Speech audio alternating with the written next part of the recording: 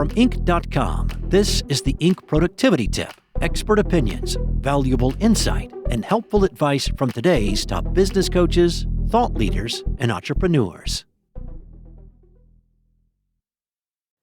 A quiet workforce is not a happy workforce. As Bernard Colman writes in today's Inc. Tip, employee engagement is not optional. It's an important leadership signal. And before it gets too late, leaders need to ask 3 questions. Now, Colman once worked for a leader at a company in the middle of a transition, still finding its footing after a major leadership change, and he tried repeatedly to get an engagement survey in place since so much change was happening. Now, this leader, new to the top post, was non-committal every time. They said they didn't want to lose the culture. They said they didn't want to become too corporate, but they could never tell Colman exactly why the idea of a survey was so off-putting. Colman would have preferred them to say, "I don't care what the people think." It would have been more honest than unhelpful platitudes. So the company operated in the blind. After months of Slack comments and one very direct question at an all-hands meeting, "Why aren't you asking us how we feel?" the leader was browbeaten into issuing a survey, half-heartedly at that. That leader was reactive when they could have been more proactive. It was self-imposed pain. Now, Colman has been thinking a lot recently about what's really important in people leadership, and engagement keeps rising to the top of his list. It's fallen by the wayside since the more or less destruction of DEI, and while that shift deserves its own article, the part that Colman wants to focus on is a lot simpler. Engagement is evergreen. If you are a leader, you have to keep your eye on it. Now, some leaders take employee sentiment for granted because we're in an employer's market. Fewer people are leaving, employees are job-hugging and staying put, and some leaders feel they can disregard and discount engagement scores. But a quiet workforce isn't necessarily a happy one. It can just as easily be a workforce feeling trapped and biding their time. A trapped workforce is not a sticky one. The qualitative and quantitative data, the comments, the stories, have a direct correlation to organizational output and productivity.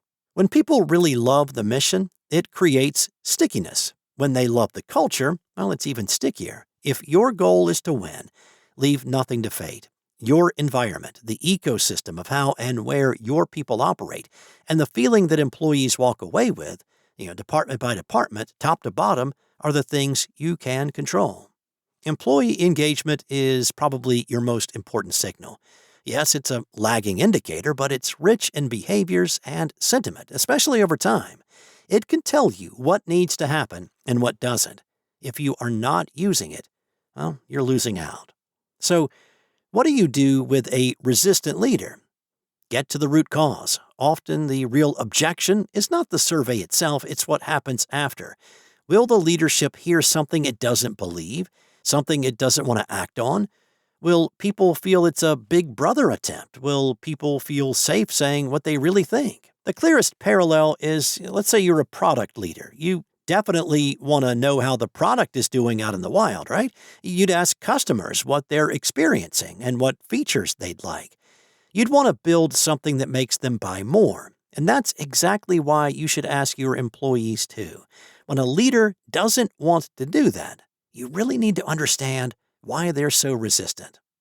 Once the surveys are greenlit, make them empirically sound and properly organized. Then move quickly to what actually matters: action, follow-through, and giving regular updates on progress.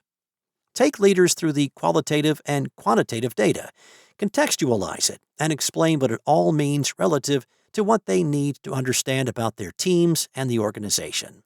Then, decide the actions to take. It should not be a laundry list, though, because too many actions will overwhelm folks. Winnow it down to the top 3 most impactful moves. If cross-team communication is the theme, that might mean a standing monthly sync between function leads. If the gap is leadership transparency, it might mean a leader committing to a monthly written update on decisions and the reasoning behind them. Concrete, ownership-defined moves beat sweeping initiatives every time. And then, follow up. That's arguably the most important part of all, and it's a partnership between the leader and the people team. The latter is an enablement function, providing scaffolding and helping leaders close gaps and capitalize on opportunities. It's about doing what you say and saying what you'll do. High-performing teams make high-performing companies. If that's the goal, this is one of the most important partnerships you can have. If you're afraid of the culture changing, or worried about becoming too corporate, or simply don't care what the employees who deliver your product think, you might not be fit to lead.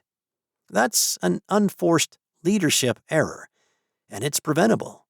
Change is an unavoidable constant and requires ongoing listening, adaptation, and action. Take the time, get the buy-in, and decide on the actions. Hiding from the data doesn't change what's happening at ground level. The best leaders want all the data so they can make the most informed decisions.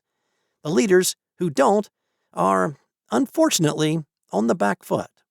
So ask yourself the following 3 questions. When was the last time you asked your people how they're doing? What did you hear from them? What did you do with their answer? Organizational self-awareness starts there. And if you don't have a good answer to either question, that's the signal. That's all for today. This expert opinion was written by Bernard Colman, the people leader at Descript. For more expert opinions from today's top business coaches and thought leaders, go to Inc.com/lead. And be sure to come back tomorrow for another helpful tip from Inc.